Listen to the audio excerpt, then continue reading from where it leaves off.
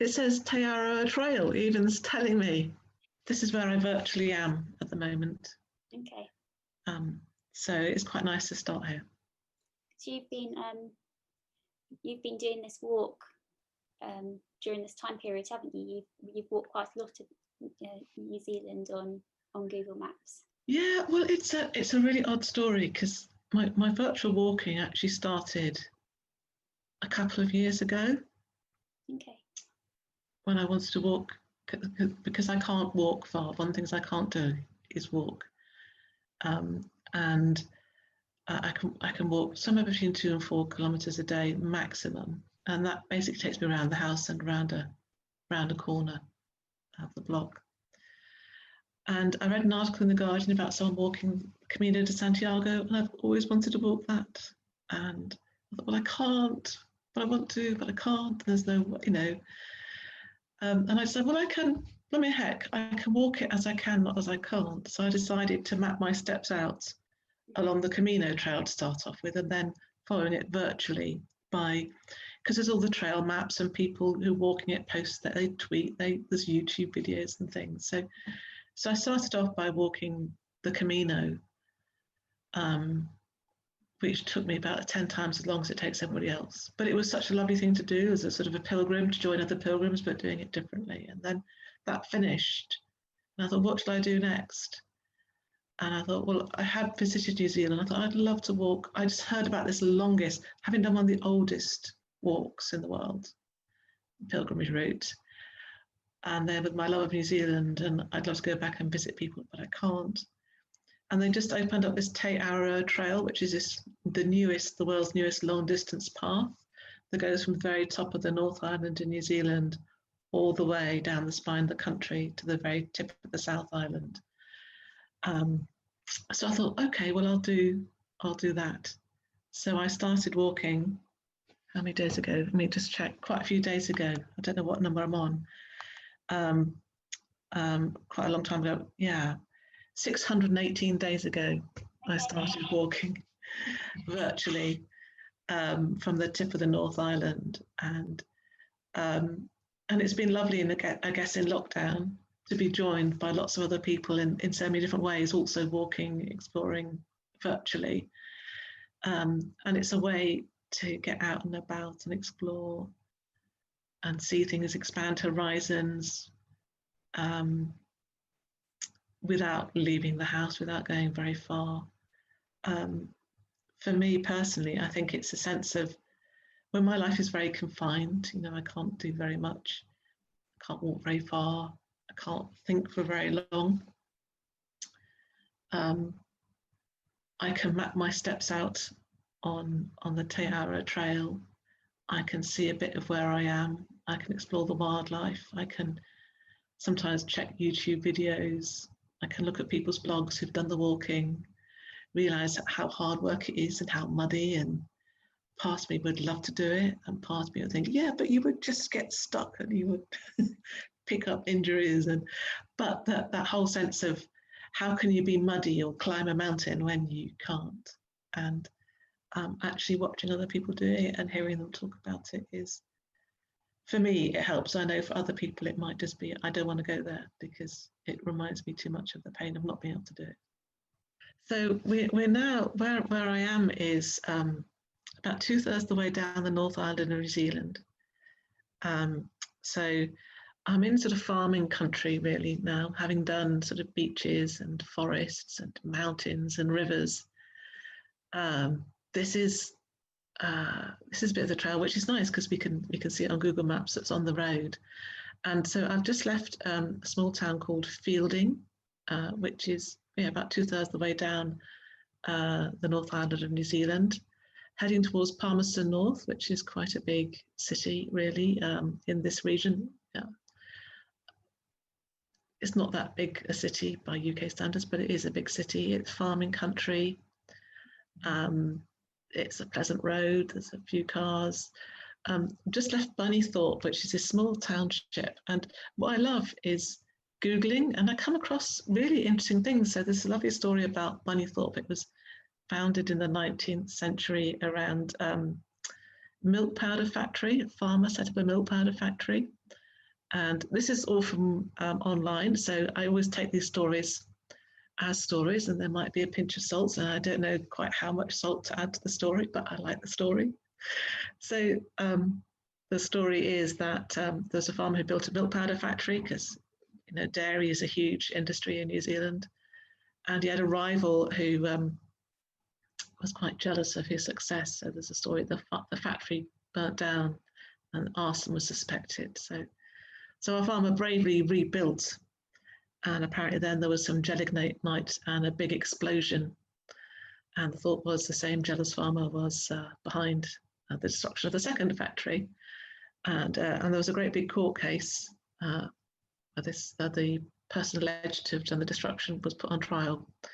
And the jury acquitted this person. And the thought is that local politics and popularity and unpopularity of people had, in quite a small place, quite a lot to do with what happened. So anyway, I mean, that's, I think, one of the interesting things about this walk. As I go very slowly, I'm picking up bits of the history and the culture, both from the earliest, well, there's a lot of Maori history and culture, and that's really interesting to me about the Maori people, hearing the stories, learning what I can. There's quite a bit online, but a lot of the Maori life will be in maraes, in homes, in the storytelling, which of course isn't accessible. But years ago, I visited New Zealand. I had nearly a gap year there that I spent helping out. And when I left, someone gave me this hei matau, which is the Maori fish hook. And the Maori myth of the North Island of New Zealand, the island, is that that it was sort of hooked out of the ocean on the end of a fish hook. And this is a symbol of, let me get it right, because I keep forgetting all of them. Abundance, plenty, strength, determination, and good health. And I could do with all of those. So I wear this every day as when I started the New Zealand Trail, started at the tip of the North Island, in the sense that I'm walking on land that has a complex history, and conscious of needing to listen to the Maori people, the Maori voices, listening to the stories of what the New Zealand Wars, when the British settlers came and took over the land, booted people out, listening to the stories of the archaeology, whose stories is told, whose isn't. So I'm trying to, in terms of expanding my horizon, I'm trying to listen and learn to a whole range of voices. But this, I mean, so that's why I guess the story of Bunnythorpe is, you know, the British, all the settlers who came over had to then to sort of, with really hard work, build stuff. And I guess there's a lot of politics, there's a lot of human stories behind what happened. And hearing that in all its fullness, the good stuff and the bad stuff. Because I think in New Zealand, people just get the pictures of the beautiful mountains and the scenery and the people story. We're complex, aren't we, people? We're complex people. So I'm doing my bit to listen. I mean, to be honest, the trail goes over mountains and lakes. Bits of it involves going down a river, down the Wanganui River. Although I kind of virtually walked that, I was sort of following videos of people creating up all their belongings in these great big 10-gallon containers, had all their clothes, all their food, and they put in their sort of canoes, their big canoes to go down the river. But this bit is just walking along farmland, which is good, and that's where New Zealand gets a lot of its wealth and industry from. But it's not terribly exciting. I can see there's like a train track, isn't there, along the other side? Oh yeah, yeah, there is. So I mean, the lovely thing about I love New Zealand. There's basically this one train line. It's got tracks going. I think mostly there are 2 tracks, but from Wellington to Auckland. And most train journeys in New Zealand take 8 hours to get from one big city to another. Well, it will be. Yeah, so there'll be that train track, which could well be the main line. Think of all our, all the trains going from Euston, King's Cross, Waterloo, all together. That's kind of like the one line. Rotate the view. So there we are, nice pasture land. I think there's a train track. I think one of the amazing things about New Zealand that I remember from being there, and that you can maybe see here, is the sky is so blue. It's kind of like the deepest blue you can imagine. And because I had nearly a year in New Zealand, and when I came back, I kind of think, who's washed all the colours out? So it's incredible. And I don't think this is the main state highway, but the main state highway for a lot of it is like this, whereas we might expect 3-lane motorways. Mostly it's roads like this, maybe a bit wider, and it's not enormous. There's about 4 million people in New Zealand, and 1 million of them are in Auckland, and the rest of the population is really spread out. So, do you fancy going to the start? Can do. You can take us wherever you want to take us. Take a look at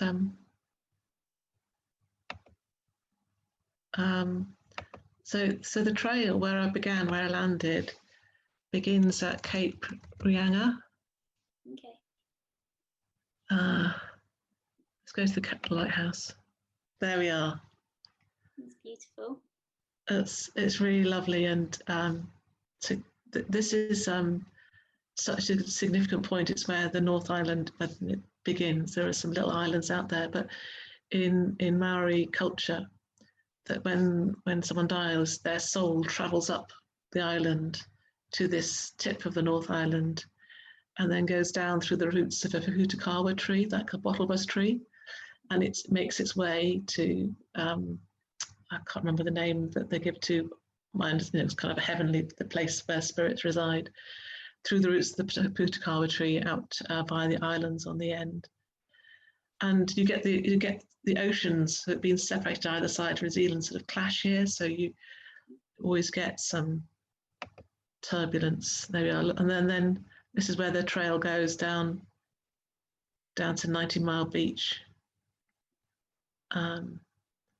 And there's something about, when I'm indoors so much, being able to look out at the sky and the sea, and there's the lighthouse, and just really soak in the landscape and the sense of being in this most amazing world. Yeah, it's very calming. Yeah, no, it is. It's lovely.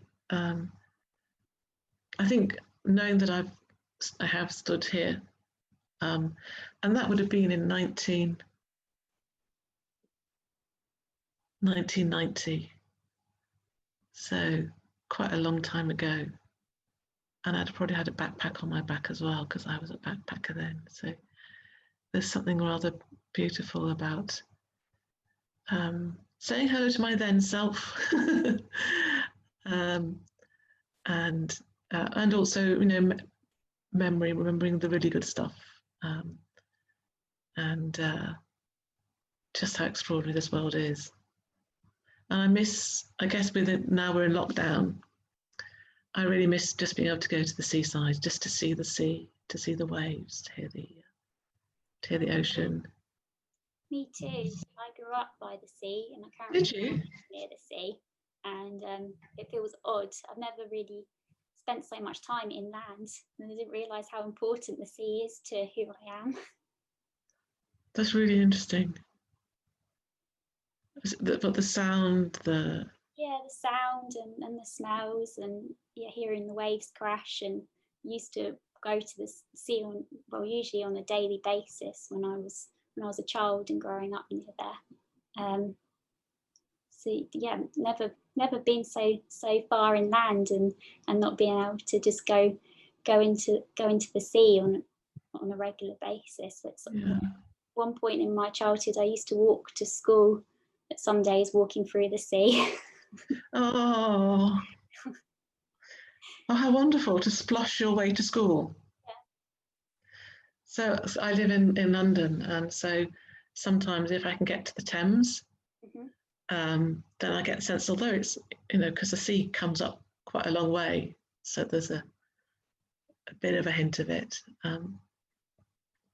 Or there's the River Wandle near us. I think there's something about being near water that's, and I think there's something about the rivers, the streams, they have their own life cycle of when they get, if it's been rainy, then they're really high and there's lots of speed as it flows down. And with the Thames, the tidal is a tide in or out. And I love the sense of the world being much bigger than us humans and what we do and what we build and what we create. I guess what I'd like to do is visit somewhere that's near Auckland Airport, and then maybe go to somewhere where we can see the New Zealand trees. So we're at the tip of the North Island. There's a Te Ara trail, hiking trail covering the whole country. There you go. There we are. So let's just have a little look around. This is Ihumateo, and I don't know if I said that right, and I probably haven't, but there's a Te Ara trail. And this is right next to Auckland Airport. So, most people fly into Auckland Airport, which we can't see here. But this, so it was really interesting because when I was walking down towards here, I was really being very aware of Maori history. And there was beginning to be protests in this area because this is a very ancient archaeological site. So you kind of have to think it's like Stonehenge in terms of history. So Maori people arrived from Polynesia quite a while ago, not quite sure exactly when. And I did look it up, but I can't hold that information. So a good 300 or 400 years ago, years before sort of European explorers arrived. And so in this area, so that little lump there, I'm pretty sure is where a chief's house was. And they were really good market gardeners. So they're growing crops and food and all sorts of things. And they had really good settlements. It was a very, lots going on. And so there's this really precious site of Stonehenge, and a lot of it is undisturbed. Not a lot of decent archaeology has been done on a lot of sites before they've been built up, destroyed, the stones removed for other work. So as I was walking down, there was gathering story about a huge development of 500 homes being put not on that mound, but really close to it. So kind of imagine putting a kind of big commuter village next to Stonehenge, right next to Stonehenge. So there's a lot of protests about that, quite rightly so. So,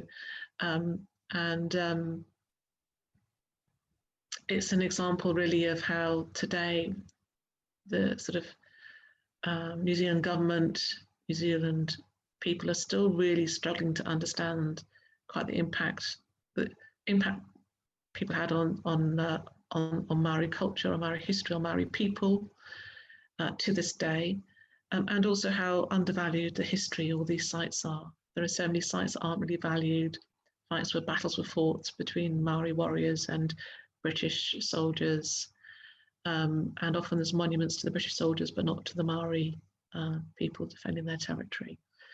So I guess this continuing to this day, really, what's going to happen with this land, whether it's going to be developed or not, and how to value the history of the people of the land, and to this day, people whose culture, whose inheritance, whose social structure has been devastated, really, for quite a while.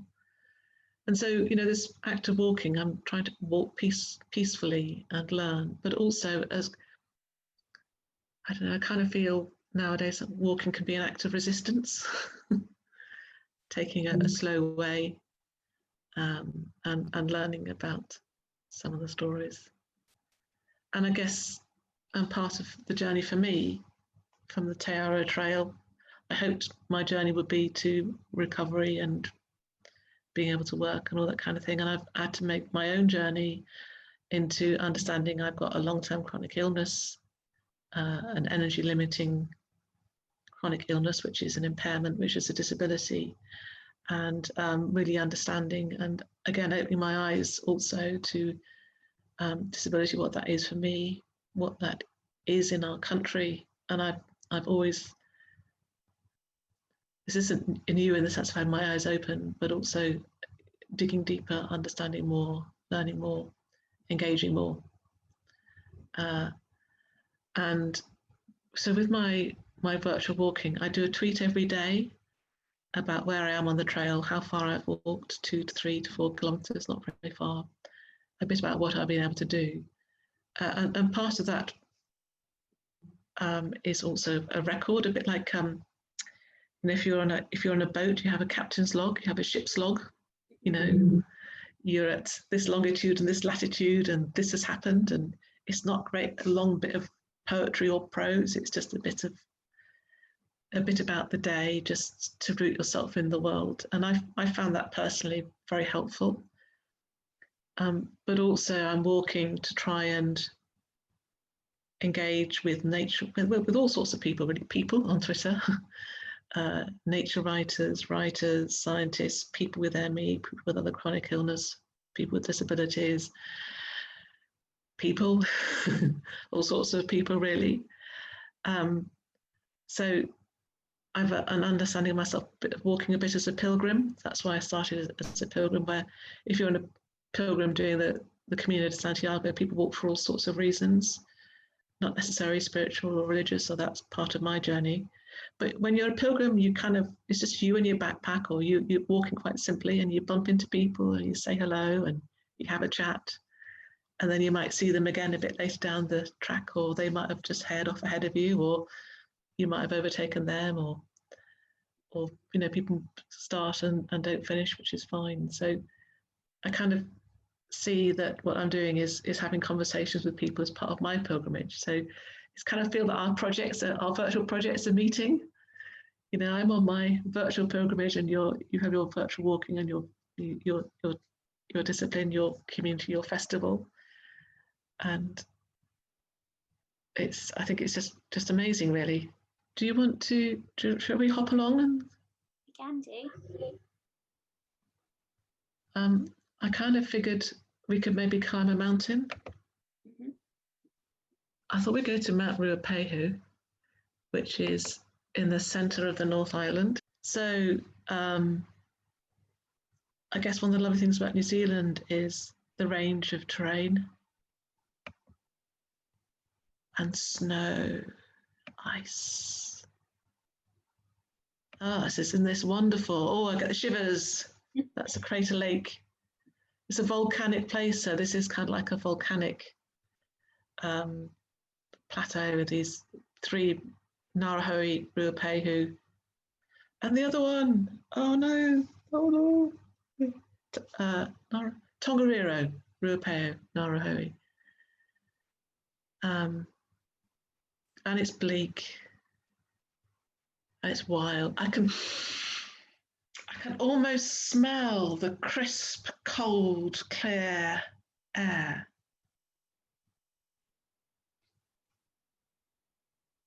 You've still got the bright blue sky. Still got the bright blue sky. There we are. Oh, you can see the water bubbling over the rocks. I can almost hear the crunch of the snow on the volcanic ground. I would love to climb mountains. I mean, if you know, there's this whole thing about, well, if you could do anything, what would you do? I would get my walking boots on, and I would climb up there. I would climb Mount Ruapehu. I'd be up there. I'm going to quickly leap to so to see the greenery. There's this amazing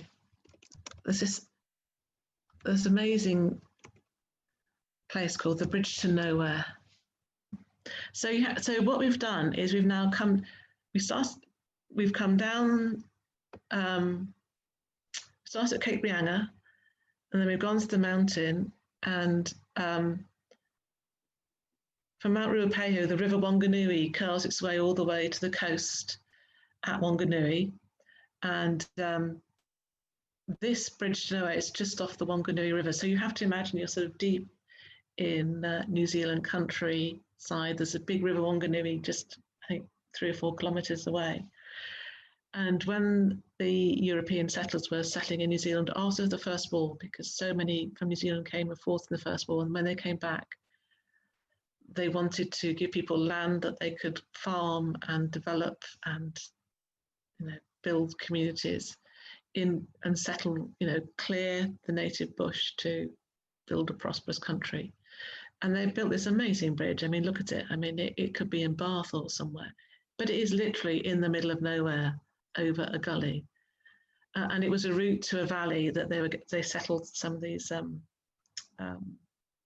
former soldiers in a very remote location. They had to hack the bush down to build, to clear the land, build their farm. So it's, you know, hard work. And unfortunately, it just wasn't very good land. It wasn't a colony, that it didn't take off. And so now there is this bridge that leads nowhere, that's just off the Te Aroha Trail, that's just by the Wanganui River, that people come and visit because, well, why wouldn't you visit nowhere?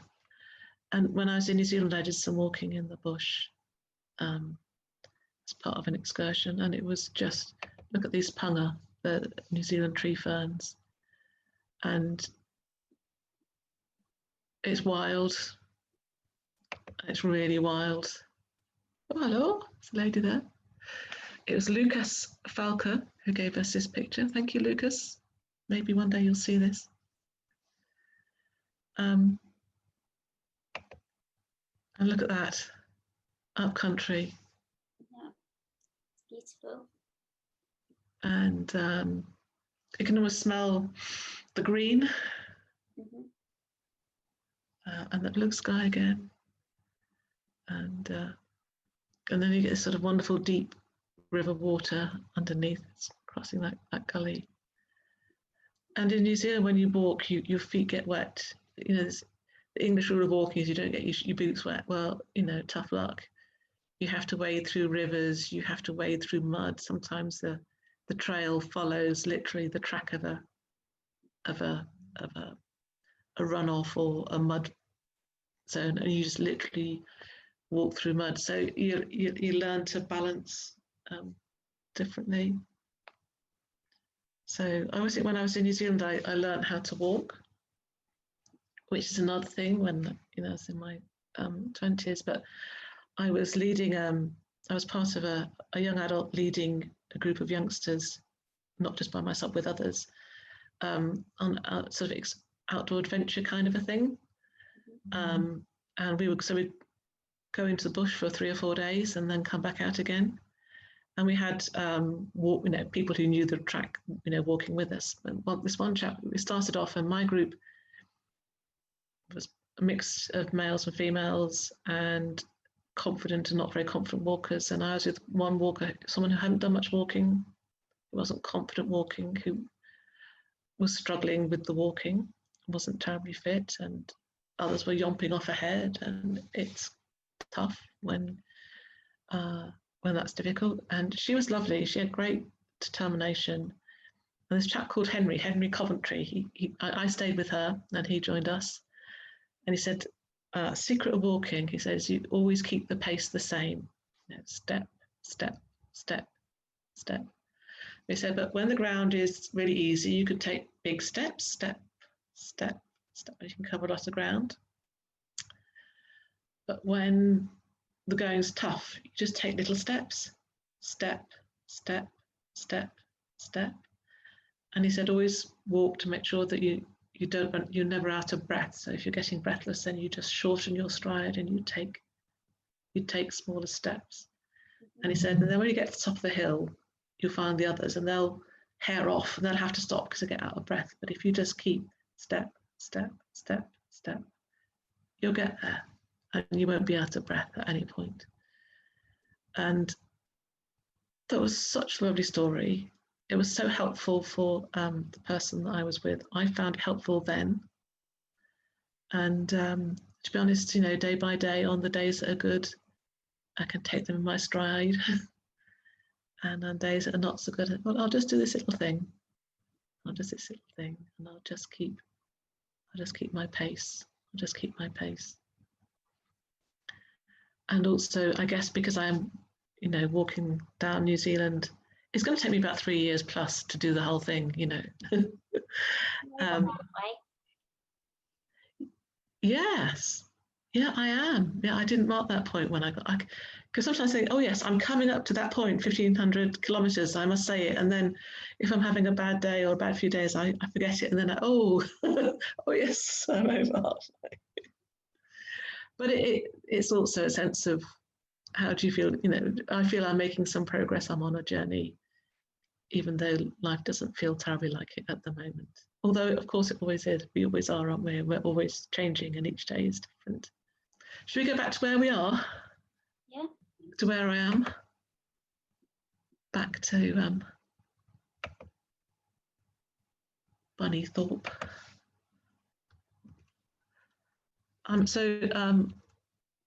I'm headed towards Palmerston North, Bunnythorpe, New Zealand, and I'm on Railway Road, and I'm hoping. I sometimes get a bit, I'm not quite sure which direction I'm headed in. I'm not sure if that's back towards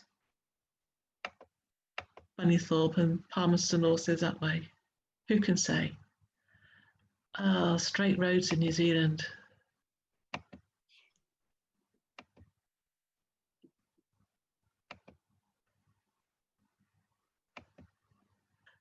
Well, there we are, Bunnythorpe, here we are. It's a lovely place. And it does exist. That's a proper, I mean, it is quite interesting. It's sort of light industry, isn't it? Mm-hmm. Yes. So one of the lovely things about New Zealand, see you can twizzle around to see that. I love the houses. This is really typical. They're sort of quite low, we call them bungalows. Mm-hmm. So the sort of the classic New Zealand settlement was you'd have a quarter acre, so you'd have a small bit of land with a house in the middle of it, made of wood, 1 story, and a bit of garden around the outside, a bit of a fence. And then the neighbours have pretty much the same thing. The designs vary slightly, but, you know, very much like this. And what was really interesting after having nearly a year in New Zealand, I really missed cities. I missed traffic jams, can you imagine? There we are. Let's go up to the big road. There we are. So now we know Palmerston North is that way.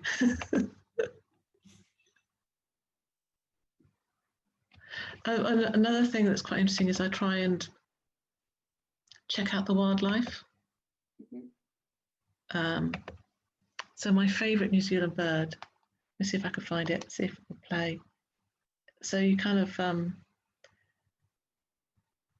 imagine a starling, it's kind of a New Zealand starling. Okay. And it's got this amazing sound. It imitates things. And I don't know if this is going to work.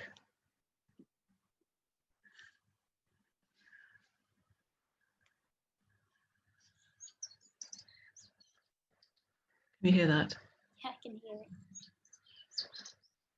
It just sort of collects all sorts of weird sounds, and it's a good mimic. And I think New Zealand's really interesting because when Captain Cook first arrived, he had to move his boats offshore because the sound of the birdsong was so loud they couldn't hear themselves speak. And then some of the big birds had already gone. The Maoris killed the flightless birds, the big moa, for food. But then we introduced sort of rats and stoats and all sorts of things, and basically an awful lot of New Zealand birds, which is an incredible branch evolution, lost a lot of species, and a lot of them are struggling. And New Zealand has pioneered basically how to reintroduce species that are still under threat from rats and humans and whatever. And they started in offshore islands where they just eliminated all the vermin, everything that shouldn't be there, and reintroduced the birds. And then just outside Wellington, just a suburb called Karori, they've got Zealandia. And basically what they did was they fenced in a huge area.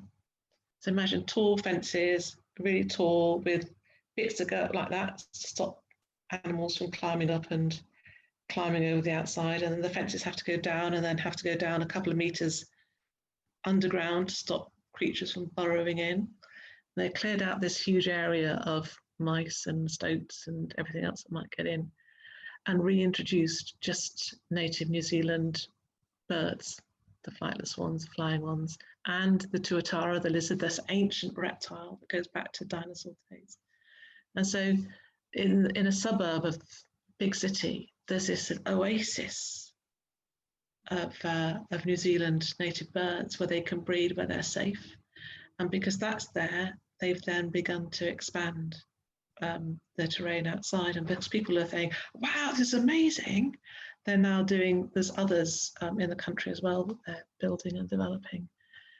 So I'm kind of hoping that in lockdown, as we're exploring, we're looking again at our nature, because we kind of tend to think that if we go somewhere else, the nature's beautiful and exotic, but what we've got in our own backyard is kind of, hey ho, it's just really boring. So this is big city, yay. Oh, all the traffic's gone. It's not like a city that we know. Palmerston North. It's a bit disconcerting, isn't it? If I go round I'll go over the roundabout. It must be that way.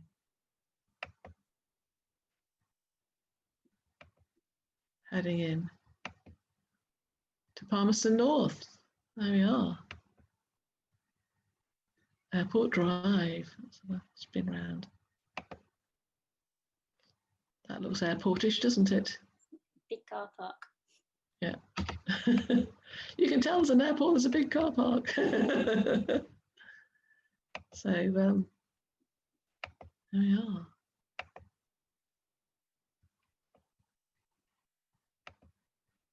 Have I lost Te Aroha Trail? I'm not quite sure if I'm on Te Aroha Trail, if I should have taken the turn there. Anyway, so this is Palmerston North, and we've got the light industry of Airport Drive. Yeah. I always think it's interesting to see how you arrive in a place, what it's like, what the airport's like. So there's a map there. Oh yes, this is where I wanted to be. It was a turn where I assumed it would be a straight on. Oops. Te Aroha Trail. There we are. Right turn there. I kind of feel better. I'm back on track. And now we have a roundabout. Which seems like a roundabout seems like a good place to come to. Thank you for going on a walk with me today. Well, thank you. Thank you so much for. Do you know what? I haven't had company on the trail before, and it's so nice to walk with you and to, those are probably the steps I've done today. The bit we did along from Bunnythorpe to Palmerston North. I might not even quite make it this far. I might.